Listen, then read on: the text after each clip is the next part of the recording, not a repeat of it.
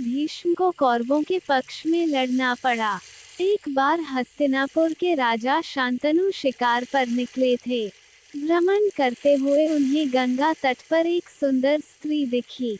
शांतनु उससे मोहित हो गए। उन्होंने उसके सामने विवाह का प्रस्ताव रखा। उस स्त्री ने अपना परिचय देते हुए कहा कि मैं गंगा नदी हूँ। मैं आपसे इसी ही शर्त पर शादी करूंगी कि आप मुझे कोई भी कार्य करने के लिए ना ही रोकेंगे और ना ही कोई सवाल करेंगे। यदि आपने ऐसा किया तो मैं आपको छोड़कर अपने लोक चली जाऊंगी। जिस पर शांतनु ने हामी भरी। दोनों का विवाह हो गया। राजा शांतनु और गंगा को विवाह के उपरांत 8 पुत्र हुए, जिनमें से 7 पुत्रों को गंगा ने स्वयं अपने हाथों से नदी में बहा दिया।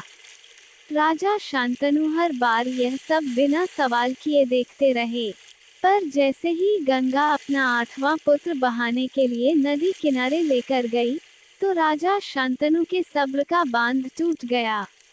उन्होंने गंगा के इस विचित्र व्यवहार पर सवाल उठाया और अपने पुत्र के प्राणों की याचना की। इस पर गंगा ने उन्हें कहा कि हमारे 8 पुत्र पूर्व जन्म में 8 वसु थे जिन्होंने ऋषि वशिष्ठ की गाय चुराई थी। क्रोधित होकर वशिष्ठ ऋषि ने उन्हें मनुष्य योनि में जन्म लेकर यातना सहने का श्राप दिया था। मैं अपने बच्चों को पानी में बहाकर श्राप मुक्त कर रही थी। शांतनु ने गंगा के कार्य पर सवाल उठाकर दिया हुआ वचन भंग किया, इसलिए गंगा को अपने बच्चे को लेकर वापस अपने लोक जाना पड़ा। जाते वक्त उसने शांतनु से कहा कि सही वक्त आने पर मैं आपका बेटा आपको सौंप दूंगी। गंगा ने बालक का नाम देवव्रत रखा और उसे हर वो प्रशिक्षण दिलवाया जिससे देवव्रत एक सर्वश्रेष्ठ क्षत्रिय बनकर उभर सके। कहते हैं 16 वर्षों बाद गंगा ने देवव्रत को शांतनु के हवाले कर दिया। अपने किशोरवयीन पुत्र को पाकर शांतनु बहुत खुश हुए। शांतनु ने अपने पुत्र देवव्रत को हस्तिनापुर का उत्तराधिकारी घोषित कर दिया। कुछ वर्षों बाद राजा शांतनु का परिचय एक निषाद कन्या सत्यवती से हुआ। शांतनु सत्यवती से विवाह करना चाहते थे, पर सत्यवती के पिता ने शांतनु के आगे ये शर्त रखी कि यदि महाराज सत्यवती के ज्येष्ठ पुत्र को ही अपना उत्तराधिकारी बनाएंगे तो ही वो अपनी बेटी का विवाह शांतनु से कराएंगे। शांतनु गंगा पुत्र देवव्रत का अधिकार छीनकर किसी और को नहीं सौंपना चाहते थे, इसलिए वे सत्यवती से दूर हो गए।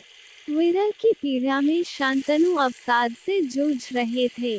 जब देवव्रत को सारी बात पता चली तो वे सत्यवती के पिता के पास अपने पिता का रिश्ता लेकर गए और उनसे कहा, मैं ये प्रतिज्ञा लेता हूँ कि माता सत्यवती के ज्येष्ठ पुत्र को ही हस्तिनापुर की राजगद्दी सौंपी जाएगी और मेरी कोई भी संतान हस्तिनापुर की राजगद्दी पर अपना अधिकार न जमाए, इसलिए मैं आजीवन ब्रह्मचारी रहूंगा।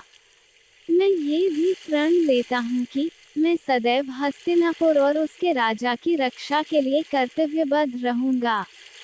देवव्रत की इस भीषण प्रतिज्ञा के कारण ही उनका नाम भीष्म पड़ गया। शांतनु अपने पुत्र की ऐसी पितृ भक्ति देख भावुक हो गए और उन्हें इच्छा मृत्यु का वरदान दिया। दशकों बाद जब धृतराष्ट्र और पांडु पुत्रों के बीच कुरुक्षेत्र का युद्ध हुआ तो ना चाहते हुए भी उन्हें अधर्म के मार्ग पर चल रहे कौरवों के पक्ष में लड़ना पड़ा, क्योंकि वे हस्तिनापुर के राजा धृतराष्ट्र और उसके उत्तराधिकारी की रक्षा के लिए वचनबद्ध थे।